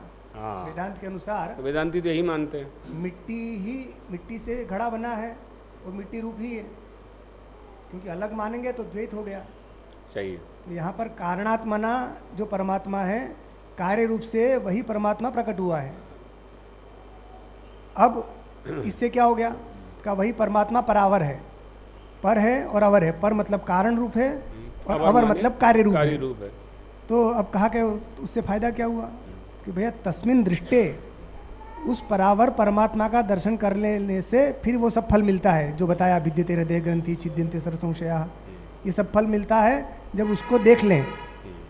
तस्मिन परावरे दृष्टे सति एवं फलम लभते। तो कहा देखना क्या हो गया, कहाँ जाकर देखे? तो कहा कि उसको साक्षात अहम अस्मि इति दृष्टे, ये जो परावर है वो मैं ही हूँ, इस प्रकार का दर्शन जिसको हो गया उसका संसार कारणोच्छेदान मुच्यते। वो जो संसार का कारण अविद्या है उसका उच्छेद हो जाता है और उससे जन्म मरण के चक्र से वो व्यक्ति मुक्त हो जाता है, जो परावर परमात्मा का दर्शन कर लेता है। ये इसका और एक गुरुजी अपने बताते थे परावर का अर्थ, परे ब्रह्मादयोपि पराहा ब्रह्मादयोपि अवराहा यस्मात् स परमात्मा परावरः तस्मिन् परावरे दृष्टे आत्मत्वेन साक्षीकृते। यहाँ पर शब्द से श्रेष्ठ प्रकृति है, अवर शब्द से अपकृष्ट जीव है। तो वो दोनों ही परमात्मा स्वरूप ही है, यहाँ ये बता रहे हैं। यहाँ कारणात्मना और कार्यात्मना से हाँ, उसी को एक को कह रहे हाँ, हैं। तो कारणात्मना प्रकृति है, प्रकृति मान लेंगे तो भी वो भी परमात्मा ही है, हाँ, उससे अन्य नहीं है। ये पर भास प्रकृति से ही होगा। वो पर से प्रकृति ली जाएगी, अवर से जीव ये संसार लिया जाएगा। ऐसे समझ लो, परंच अवरम परावरम परमपि अवरम यस्मात् परावरम, और इन दोनों से परे ब्रह्म है, उसके ऊपर ब्रह्म है। ऐसा है, प्रकृति का और जीव का दर्शन करने से मुक्ति थोड़ी होगी। हाँ इसीलिए परावर का मतलब यहाँ परमात्मा ही है, हाँ, क्योंकि उसका दर्शन करना है। प्रकृति का दर्शन करने से तो संभूतिम च वाला जो कहा, तो वो प्रकृति में लय रूपी उसका मोक्ष होगा, मुख्य मोक्ष नहीं होगा। इसलिए यहाँ पर परावर का मतलब परमात्मा है। नहीं तो अवर मतलब क्या हुआ? उससे छोटा, और उससे बड़ा क्या हुआ? परमात्मा। तो वो तो सापेक्ष हो गया थे। हाँ, सापेक्ष ही तो है ईश्वर। सापेक्ष नहीं है वो। नहीं, ये कार्यात्मना तो सापेक्ष ही है ना। कार्य कारण रूप तो हाँ, कार्य से सापेक्षता कारण में आई, हाँ, तो अब वो इन दोनों से परे है। नहीं, सापेक्ष तो मानना ही पड़ेगा ना। अभी तो निरपेक्ष का तो प्रश्न ही नहीं उठता है। पड़ेगा निरपेक्ष है का नहीं, निरपेक्ष का तो कार्य कारण ही नहीं है। प्रथम दृष्टिया एवं भवति। नहीं, निरपेक्ष जो ब्रह्म है उससे तो जगत उत्पन्न ही नहीं होता है। हाँ, ना है ना होगा ना होगा। वो तो जाएगा अविद्या सबल ब्रह्म में। यहाँ तो जो माया विशिष्ट मयाध्यक्षेण प्रकृति ही सूयते सचराचरम, वो जो भगवान कह रहे हैं कि मेरी अध्यक्षता में ये प्रकृति चराचर को उत्पन्न करती है, तो उत्पन्न तो प्रकृति करती है, मगर जो अध्यक्षता है वो मुख्य होती है। जैसे राष्ट्राध्यक्ष जो होता है तो लड़ती तो सेना है, मगर नाम किसका होता है? किसके समय में भारत जीता? 71 में किसने जीता? और इसमें ऐसे उसकी अध्यक्षता में श्रेष्ठता अश्रेष्ठता का निर्णय होगा। यही बात वो श्रेष्ठ अश्रेष्ठ से ऊपर है। हाँ, इसीलिए तो कहा कि उसके दर्शन कर लेने से हाँ, उसका नहीं, दर्शन। ऐसे समझ लो ना, जो क्रिकेट का खेल होता है तो खिलाड़ी लड़ते हैं, हाँ। खेलते हैं और खिलाड़ी जीतते हैं, लेकिन न्यूज में आता है कि भारत जीत गया। भारत ने वर्ल्ड कप जीता। भारत कहाँ है? तो वो खिलाड़ी करते हैं सब, भारत कहाँ खेलने गया? सैनिक ही लड़ते भारत हैं, जाता तो हम लोग सब गिर पड़ते हैं ऐसे। सैनिक ही लड़ते हैं, मगर विजय राजा की मानी जाती है। ये जो लिखा है परंच कारणात्मना अवरंच कार्यात्मना कार्य कारण। पर और अपर कार्य हो गया, अपर कारण हो गया। पर अपर नहीं है, परावर की बात। अबर पर है, और अवर। अबर। हाँ हाँ, तो पर जो है वो कारण है और अवर जो है कार्य है। हाँ जैसे यहाँ पर दो विद्याओं की बात चल रही है, हाँ पराविद्या अपरा और विद्या। अपरा विद्या। तो परा जो है वो मुख्य विद्या है, अपरा विद्या उसके बाद वाली विद्या है। उसी प्रकार मिट्टी जो है, घट उत्पादन में मिट्टी जो है वो पर हो गई और घड़ा जो बन गया वो अवर हो गया। तो कह रहे हैं कि वो जो मिट्टी है और जो घड़ा है वो दोनों परमात्मा से अलग नहीं है। वाचारंभणम विकारो नामधेयम मृत्तिका इत्येव सत्यम। तो वो मृत्तिका मतलब परमात्मा की बात है कि परमात्मा ही सत्य है, केवल ये दिखाना है। क्योंकि प्रकृति या दूसरी कोई चीज़ मानेंगे तो उसके दर्शन से सारे संशय क्षीण होंगे। विद्यते हृदय ग्रंथि कहा, तो हृदय की ग्रंथि बिना परमात्मा के दर्शन से कैसे नष्ट हो जाएगी? और कहा कि सारे संशय नष्ट हो जाएंगे, प्रकृति ज्ञान से सारे संशय नष्ट कैसे होंगे? और क्षीयन्ते चास्य कर्माणि, और प्रकृति के दर्शन से सारे कर्मों का क्षय भी कैसे होगा? इसलिए मानना पड़ेगा कि ये सारे काम होते हैं ब्रह्म ज्ञान से। इसलिए परावर का मतलब यहाँ पर ब्रह्म ही है। उस ब्रह्म का दर्शन करने से ये होता है। केवल शब्द व्युत्पत्ति की दृष्टि से कि परावर शब्द का क्या अर्थ हो सकता है, इसलिए शंकराचार्य जी ने कह दिया पर और अवर दो शब्दों का कि एक कार्य है और एक कारण है। सदसत चाहम अस्मि, ऐसा वो आता है ना, गीता में भी है, भागवत में भी है, सब जगह है। हाँ। तो वो सद और असद वो परमात्मा ही है, ये बता रहे हैं यहाँ। वो गुरु जी जो बताते थे वो हमने इसलिए बताया कि पर जो ब्रह्मा आदि हैं, सबसे श्रेष्ठ तो ब्रह्मा जी हैं। हाँ, उनसे तो वो भी जिसकी कक्षा, जिसके अपेक्षा वो भी अवर है। अवर मतलब छोटा, पर मतलब श्रेष्ठ, और अवर मतलब उससे छोटा। तो कहा ब्रह्मा आदि बड़े बड़े देवता भी जिसकी अपेक्षा छोटे हैं, तो वो कौन है? वह ब्रह्म है, वही परमात्मा है। ये भागवत में भी ये आया है, यही मंत्र। थोड़ा सा इसमें थोड़ा सा अनुपूर्वी का परिवर्तन है, उसमें केवल चौथा पाद अलग है। बाकी 3 लाइन प्रथम स्कंद में ही है। विद्यते हृदय ग्रंथि छिद्यन्ते सर्व संशया क्षीयन्ते चास्य कर्माणि, चौथा पाद केवल अलग है। चतुर्थ पाद ज्ञाता आत्मा, ऐसा कुछ है। जैसे ईशावास्य उपनिषद, ये ईशावास्यमिदं सर्वम, इसका भी पूरा पूरा मंत्र आया है। लास्ट में केवल कह दिया है आत्मैवेदम। हाँ हाँ, ईशावास्यमिदम के बदले आत्मावास्यमिदम सर्वम यत् किंच जगत जगत। ऐसे थोड़े से अक्षर का परिवर्तन हो जाने से वो स्मृति कोटि में आ जाता है, और ये श्रुति है, इसमें अक्षर का परिवर्तन नहीं होता है। तो वहाँ पर भी भगवान कृष्ण के विषय में कहा गया, वो कृष्ण जो है परावर है। तो ब्रह्मा आदि भी जिनकी अपेक्षा छोटे हैं वो परावर, उस कृष्ण के जो आत्मा से अभिन्न है उसका दर्शन कर लेने से ये सारा फल मिलता है। ऐसा सूत जी भी शौनक आदि ऋषियों को बोलते हैं। आगे चले 9वां उक्तश्चैव हिरण्मय। हाँ, उक्तस्यैव अर्थस्य संक्षेपाभिधायकाः उत्तरे मंत्रास्त्रयोपि। अब जो अभी तक जितनी बात बताई है पहले मंत्रों में, उन्हीं मंत्रों का स्पष्टीकरण करने के लिए, उसका ही अच्छे से बोध कराने के लिए 3 आगे के मंत्र बता रहे हैं। अब अगले जो 3 मंत्र आएंगे वो तीनों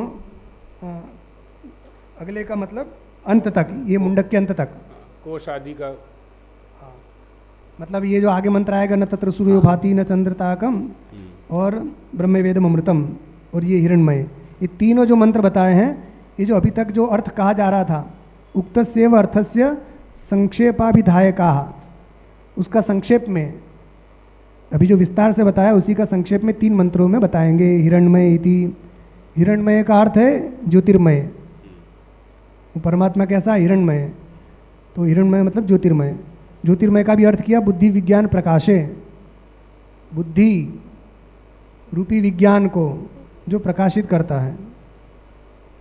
परे कोशे, कोश इव असेहे, वो परमात्मा कैसा है? परे भी कह दिया, सबसे पहले हिरण्मय कहा, फिर परे कहा और फिर कोशे कहा।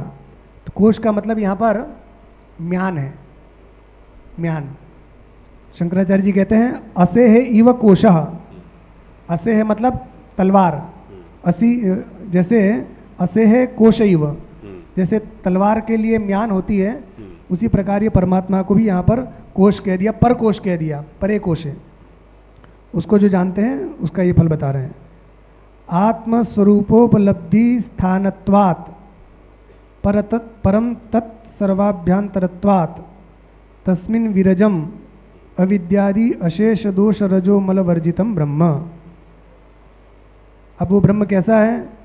विरजम, विरजम कहा ना मूल में, हिरण्मय, परे, कोशे, फिर कहा विरजम ब्रह्म, ये सब विशेषण है। हाँ, तो उसी का एक का स्पष्ट कर रहे हैं। विरजम क्यों कहा? तो कहा आत्मस्वरूपोपलब्धि स्थानत्वात्, आत्मस्वरूप की उपलब्धि का जो स्थान है वो पर है। तत्सर्वाभ्यांतरत्वात्, वो सब के भीतर है, अभ्यंतर है। तस्मिन, उस परमात्मा में, वो कैसा है? तो क्या विरजम।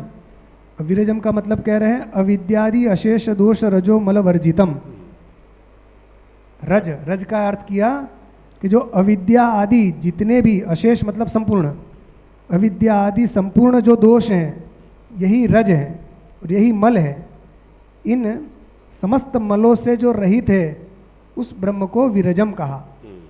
विरजम रज रहितम, विगतः रज रजः यस्मात् स विरजः तम विरजम, अथवा नपुंसकलिंग में लेंगे विरजम ब्रह्म का तो तत् विरजम। रजोगुणादि अपि कर्तव्यम, हाँ रजोगुणादि अपि कर्तव्यम। हाँ, रजोगुण भी उसी में आया, दोषी तो है यहाँ। रजोगुण केवल कहेंगे तो दूसरे तमोगुण और दूसरे रह जाएंगे, और यहाँ तो कह रहे हैं कि जितने भी दोष हैं, अविद्या आदि जितने भी दोष हैं, वो सबसे रहित है ब्रह्म। क्योंकि सत्व और तम भी उसमें फिर मल की श्रेणी में आएंगे, शुद्ध की अपेक्षा। और फिर ब्रह्म कहा, ब्रह्म क्यों कहा? तो सर्वमहत्वात् सर्वात्मत्वाच्च। अब ब्रह्म जो सबसे बड़ा हो, सर्वमहत्वात्, वो कौन से धातु से बनता है भैया? ब्रीहि, ब्रीहि, ब्रह्मण, हाँ ब्रीहि, हाँ वृद्धव ना, हाँ ब्रह्मण नहीं, वृद्धव, वृद्धव है पक्का ना? बृहति, बृंहति, हाँ, निरतिशय जो बृहत है, इसलिए ब्रह्म जो सबसे बड़ा है, उससे बड़ा कोई ना हो, इसलिए उसका नाम ब्रह्म है परमात्मा का। सर्वमहत्वात्, और सबसे बड़ा है इतना ही नहीं, सर्वात्मत्वाच्च, सबकी आत्मा भी वही है, क्योंकि सबसे बड़ा आत्मा ही है, इसलिए सबसे बड़ा है और सबकी आत्मा है, इसलिए उस परमात्मा को ब्रह्म कह दिया। अब दूसरा विशेषण दिया निष्कलम, मूल में हिरण्मय, परे, कोशे, विरजम ब्रह्म निष्कलम। जो हिरण्मय पर कोश है उसमें जो विरज ब्रह्म वो कैसा है? निष्कल है। निष्कल का मतलब कह दिया निर्गताः कलाः यस्मात् तस्मिन् निष्कलम निरवयवम इत्यर्थः। निष्कल का मतलब है निर्गताः कलाः, जिसमें से सारी कलाएं चली गई हैं, वो निष्कल कहलाता है। तो ऐसा जो परमात्मा है उसको निष्कल कहा। अब कला का मतलब क्या है? कला के अर्थ कई हो सकते हैं, मगर यहाँ पर कला का अर्थ केवल इतना है, अवयव रहित। हाँ, क्रिया रहित भी होगा, नहीं वो क्रिय, निष्क्रिय, निष्क्रिय होगा। यहाँ तो कला, हालांकि कला के अर्थ दूसरे हो सकते हैं, मगर भगवान यहाँ कह रहे हैं कि निरवयवम इत्यर्थः, उसमें किसी प्रकार के अवयव नहीं हैं, हाथ पैर आदि। यस्माद् विरजम निष्कलम च अतः तत् शुभ्रम शुद्धम। अब दूसरे पाद में एक और विशेषण दिया, तच्छुभ्रम ज्योतिषाम ज्योति ही, वो शुभ्र है। तो शुभ्र क्यों है? तो दो हेतु बता दिए, क्योंकि वो विरज है और निष्कल है, इसलिए शुभ्र है। सही। तो शुभ्र का मतलब है यहाँ शुद्ध। शुद्ध क्यों? है। हाँ, शुभ्रम का मतलब शुद्ध। तो शुद्ध इसलिए क्योंकि उसमें रज नहीं है और अवयव नहीं है, क्योंकि जितने भी रज युक्त होते हैं और अवयव युक्त होते हैं पदार्थ, वो सारे अशुद्ध होते हैं ब्रह्म की दृष्टि से। और दूसरा विशेषण यह ज्योतिषाम ज्योति ही, वो ज्योतियों की भी ज्योति है। ज्योतिषाम सर्व प्रकाशात्मनाम अग्न्यादीनाम अपि तज्ज्योति इव अभासकम। चैतन्य ज्योति से। हाँ, ज्योतिषाम ज्योति कहा ना, सब प्रकाश। ज्योति मात्र नहीं कहा, ज्योति तो अग्नि भी है, मगर अग्नि स्वप्रकाश नहीं है, पर प्रकाश है। और यहाँ पर जो परमात्मा है स्वयं प्रकाश है।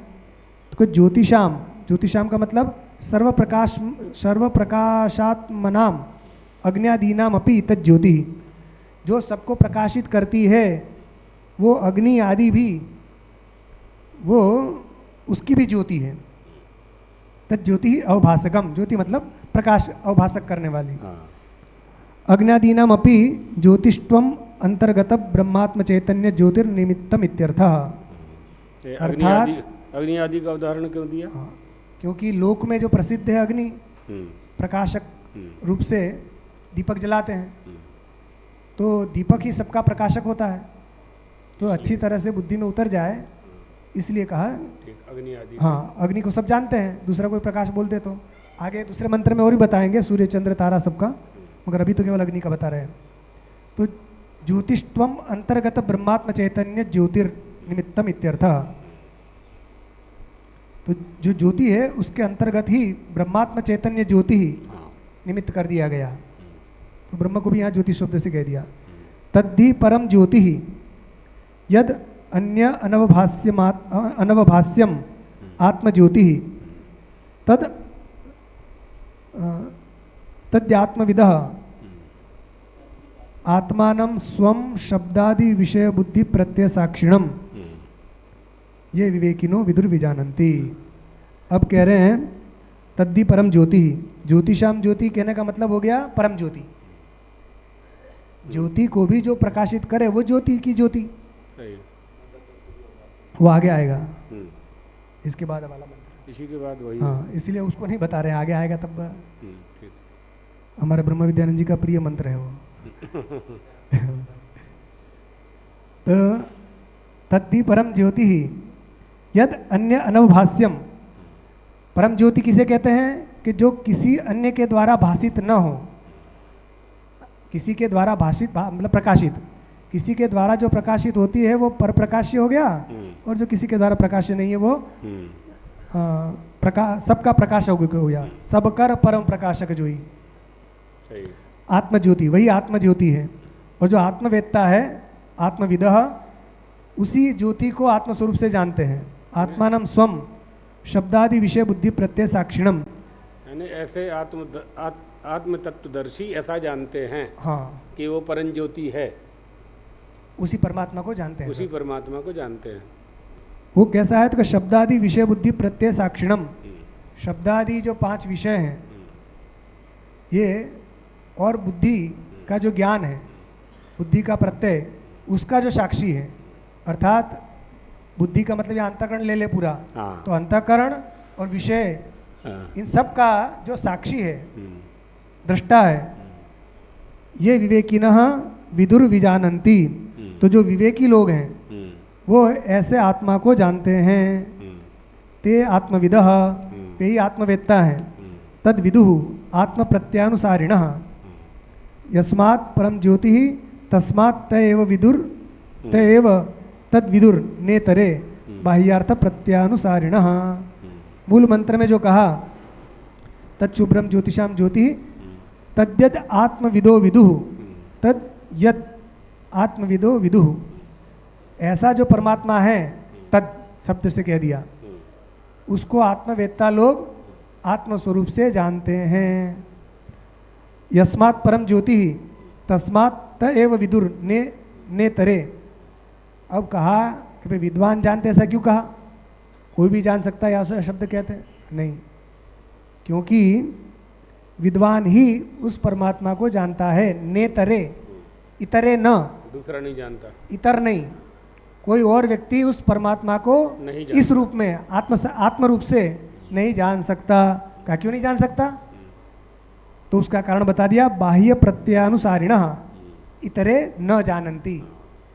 जो बाह्य विषयों में आसक्त हैं अथवा बाह्य विषयों का जिनको ज्ञान हो रहा है, ऐसे लोग प्रत्यगात्मा को सम्यक रूप से नहीं जान पाते हैं। अर्थात जो बहिर्मुख व्यक्ति है वो कभी भी परमात्मा दर्शन नहीं कर सकता है, उसके लिए अंतर्मुख होना ही पड़ेगा।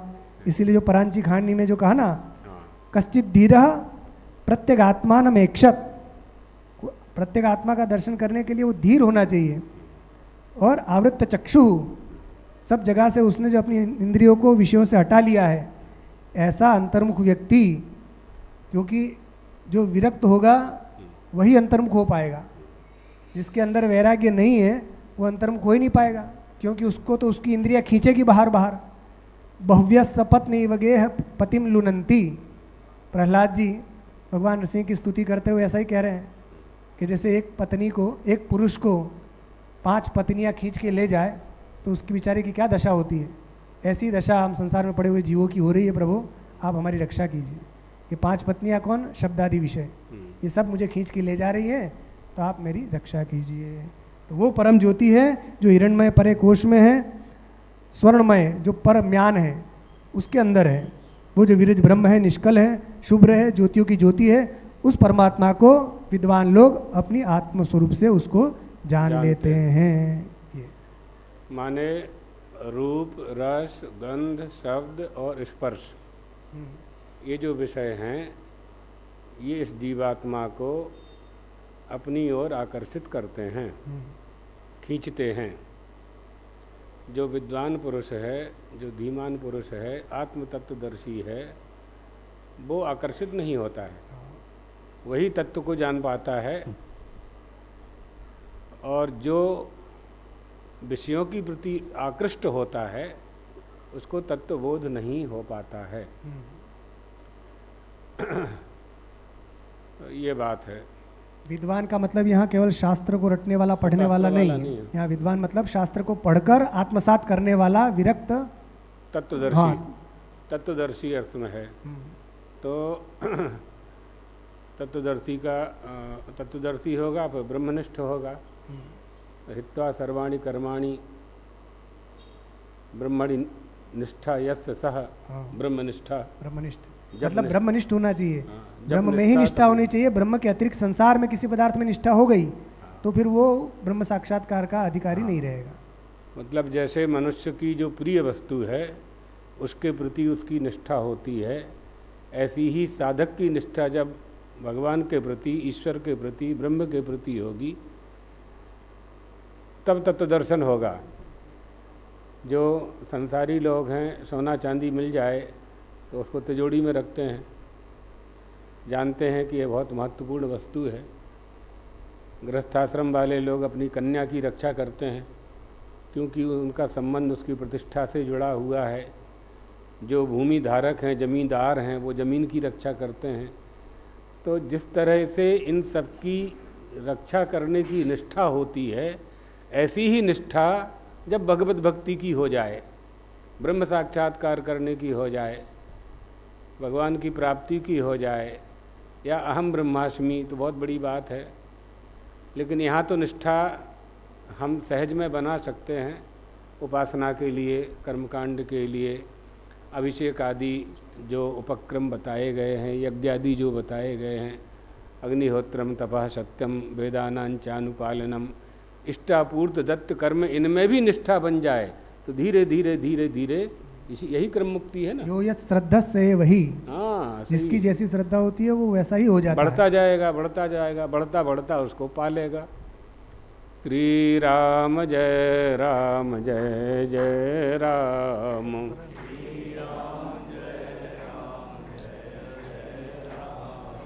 श्री राम जय राम जय जय राम। श्री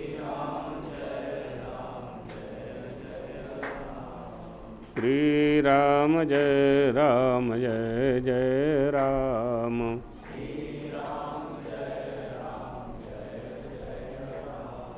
धर्म की अधर्म का प्राणियों में विश्व का गौ माता की सद्गुरुदेव भगवान की हर हर